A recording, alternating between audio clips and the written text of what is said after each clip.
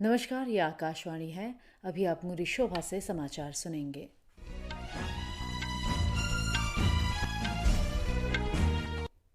पहले मुख्य समाचार। प्रधानमंत्री नरेंद्र मोदी ने कहा, संसद लोगों की आकांक्षाओं और विकसित भारत की नींव को मजबूत करने का एक महत्वपूर्ण मंच है।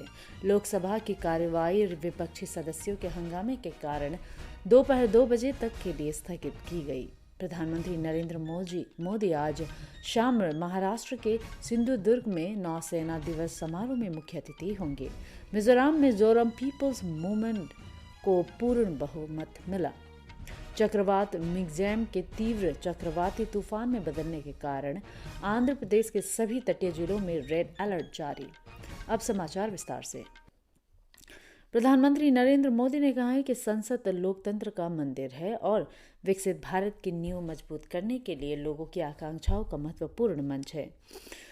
संसद के शीतकालीन सत्र शुरू होने से पहले संसद के बाहर मीडिया से बातचीत में श्री मोदी ने सभी सांसदों से अनुरोध किया कि जो भी विधेयक सदन में रखे जाते हैं उन पर गहन चर्चा की तैयारी के साथ आए। उन्होंने कहा कि जब नए संसद भवन का उद्घाटन हुआ था तो सत्र छोटा था, जिसमें ऐतिहासिक निर्णय लिया गया। प्रधानमंत्री ने कहा कि इस बार सदन में काम करने का व्यापक अवसर होगा। श्री मोदी ने कहा कि महिलाओं, युवाओं, किसानों और गरीबों का सशक्तिकरण ही राष्ट्र के उज्जवल भविष्य की कुंजी है। प्रधानमंत्री ने विपक्ष से सहयोग का भी अनुरोध किया। उन्होंने कहा कि यदि विपक्ष की छवि नकारात्मक और नफरती बनती है तो यह लोकतंत्र के लिए अच्छा नहीं है। श्री मोदी ने कहा कि लोकतंत्र में विपक्ष की बहुत बड़ी भूमिका होती है और विपक्ष को इसे निभाने में सक्षम होना चाहिए। संसद के शीतकालीन सत्र के पहले दिन आज लोकसभा की कार्यवाही विपक्षी सदस्यों के हंगामे के कारण पहले 12 बजे तक और फिर 2 बजे तक स्थगित कर दी गई।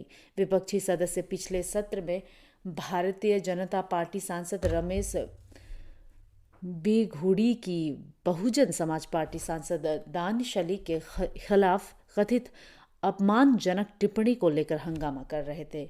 आज सदन की कार्यवाही शुरू होते ही बसपा सांसद बिघुड़ी के खिलाफ कार्रवाई की मांग करते हुए सदन के बीचों बीच आ गए।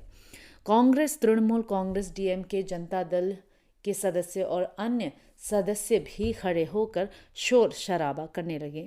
हंगामे के बीच लोकसभा अध्यक्ष ओम बिरला ने बसपा सांसद द्वारा तख्तियां दिखाए जाने पर आपत्ति जताते हुए कहा कि यह सदन के नियम के खिलाफ है।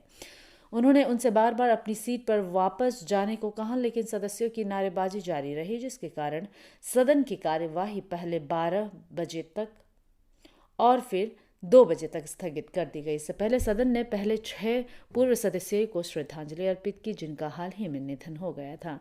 राज्यसभा ने सभी 5 पूर्व सदस्यों को श्रद्धांजलि अर्पित की गई। संसद का शीतकालीन सत्र इस महीने की 22 तारीख तक चलेगा और सत्र के दौरान 19 विधेयकों पर चर्चा होनी है। इनमें भारतीय न्याय संहिता, भारतीय नागरिक सुरक्षा संहिता, भारतीय साक्ष्य अधिनियम, मुख्य चुनाव आयुक्त और अन्य चुनाव आयुक्तों की नियुक्ति, सेवा शर्तें और सेवाकाल की अवधि संबंधी विधेयक, केंद्रीय विश्वविद्यालय विधेयक, जम्मू और कश्मीर पुनर्गठन विधेयक और करों का अंतिम संग्रह विधेयक 2023 शामिल है। वित्तीय कार्यों में वर्ष 2023-24 के लिए अनुदान के अनुपूरक मांगों के पहले बैच पर प्रस्तुति, चर्चा और मतदान होगा और संबंधित विनियोग विधेयक पर विचार होगा और उसे पारित किया जाएगा। यह सत्र 17वीं लोकसभा का आखिरी पूर्ण सत्र होगा। बंदरगाह, जहाज रानी, जलमार्ग और आयुष मंत्री सर्बानंद सोनोवाल ने आज कहा कि सरकार दुनिया भर में स्वदेशी अध्ययन को बढ़ावा देने के लिए हर संभव सहयोग दे रही है। इस कार्य में विद्वानों के प्रयासों की सराहना करते हुए उन्होंने कहा कि भारतीय अध्ययन के प्रसार में विद्वानों की महत्वपूर्ण भूमिका रही है। श्री सोनोवाल आज नई दिल्ली में नोज़ेल इंडिया विजिटर्स कार्यक्रम के उद्घाटन सत्र को संबोधित कर रहे थे। इसका आयोजन भारतीय सांस्कृतिक संबंध परिषद ने किया है। अपने भाषण में श्री सोनोवाल ने परंपरागत औषधि को बढ़ावा देने में आयुष मंत्रालय की वैश्विक उपलब्धियों का उल्लेख किया। 2 दिन के इस कार्यक्रम में भारतीय ज्ञान प्रणाली को आगे ले जाने के तरीकों पर विचार हो रहा है। 39 देशों में 80 से अधिक वरिष्ठ शिक्षाविद इसमें भाग ले रहे हैं। सरकार ने आज कहा कि कोहरे की स्थिति में उड़ानों के सुचारू कामकाज की बाधाओं से निपटने के लिए आवश्यक प्रबंध किए गए हैं। आज राज्यसभा में प्रश्नकाल के दौरान पूरक प्रश्नों का उत्तर देते हुए केंद्रीय नागर विमानन मंत्री ज्योतिरादित्य सिंधिया ने बताया कि सरकार की ओर से कदम उठाए जाने के बाद पिछले साल सर्दियों में कोहरे के कारण केवल 0.05% उड़ानें रद्द हुई और केवल 0.01% उड़ानें देर से चली। उन्होंने कहा कि कोहरे की स्थिति में विमानों के उतरने की प्रणाली का भी हवाई अड्डों पर विस्तार किया गया है। श्री सिंधिया ने बताया कि सर्दियों में कोहरे के कारण देश के उत्तरी राज्यों में केवल 18-19 हवाई अड्डों पर ही दिक्कत आती है। प्रधानमंत्री नरेंद्र मोदी आज महाराष्ट्र के सिंधुदुर्ग में नौसेना दिवस में मुख्य अतिथि होंगे। शाम को प्रधानमंत्री राजकोट किले में छत्रपति शिवाजी महाराज की प्रतिमा का अनावरण करेंगे। वे सिंधुदुर्ग में तरकरली तट पर भारतीय नौसेना के पोतों, पनडुब्बियों, विमानों और विशेष बलों के संचालन पद्धति के प्रदर्शन का निरीक्षण करेंगे। भारतीय नौसेना पहली बार इतना बड़ा आयोजन ऐसी जगह पर कर रही है जहां नौसेना केंद्र नहीं है।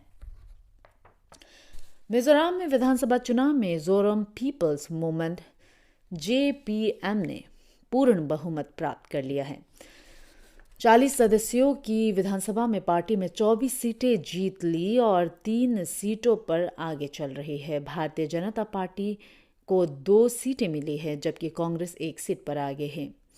MNF के कई वरिष्ठ नेता या तो हार रहे हैं या पीछे चल रहे हैं।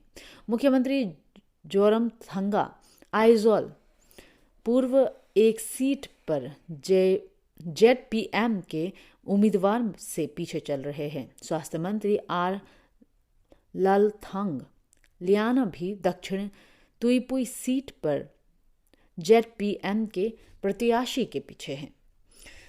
ZPM के मुख्यमंत्री पद के उम्मीदवार लाल दुहोमा शेरछिप सीट पर पहले ही जीत चुके हैं। ये 40 सदस्यों वाली मिजोरम विधानसभा में बहुमत के लिए 21 विधायक चाहिए। सभी 40 सीटों के लिए गिनती सुबह 8 बजे शुरू हुई, जिसमें सबसे पहले डाक मतपत्रों की गिनती की गई। उसके बाद EVM में डाले गए वोटों की गिनती की गई। राज्य में विधानसभा चुनाव के लिए 7 नवंबर को 80% मतदान हुआ। 18 महिलाओं सहित कुल 174 उम्मीदवार मैदान में हैं। आंध्र प्रदेश के दक्षिण तट और इससे सटे तमिलनाडु के जिलों सहित बंगाल की खाड़ी में मिगजोम चक्रवात के तीव्र होने के कारण सभी तटीय जिलों में रेड अलर्ट जारी कर दिया गया है। राज्य में स्कूल बंद कर दिए गए हैं और उड़ान सेवाएं रद्द कर दी गई है। कई रेलगाड़ियां भी रद्द कर दी गई है। दुबई में चल रहे जलवायु सम्मेलन COP 28 में कोयले के उपयोग को लेकर विकासशील और अन्य देशों के बीच मतभेद बढ़ गए हैं। अमीर देशों ने कोयले का इस्तेमाल नहीं करने का वायदा किया है, लेकिन अन्य जीवाश्म ईंधनों को छोड़ने के मामले में कुछ नहीं कहा। कोयले के उपयोग को समाप्त करने और जलवायु के लिए वित्त उपलब्ध कराने के विवादित मुद्दों पर वार्ताकारों में चर्चा जारी है। समझौते के अंतिम प्रारूप को लेकर अभी कुछ भी स्पष्ट नहीं है। COP 28 30 नवंबर को शुरू हुआ था और इसी दिन से लाभ हानि कोष में कामकाज शुरू किया।